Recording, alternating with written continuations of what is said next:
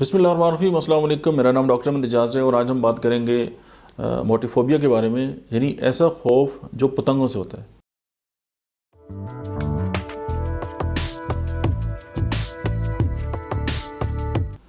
अक्सर आप ये देखें कि अगर कोई शम्मा वगैरह जलाएं या रोशनी गिर कर जो है वो पतंगे जो हैं वो इकट्ठे हो जाते हैं, और अगर उनको देख कर जो है वो कोई इंसान जो है उसकी जो हालत गैर हो जाए, उसको घबराहट शुरू हो जाए और वो आपस से बाहर हो जाए और उसके ऊपर जो है वो पैनिक अटैक्स जो है वो आना स्टार्ट हो जाए, तो ज़ाहिर है फिर हम उसको लेबल करते हैं कि ये मोटिफोबिया जो है इसका शिकार है।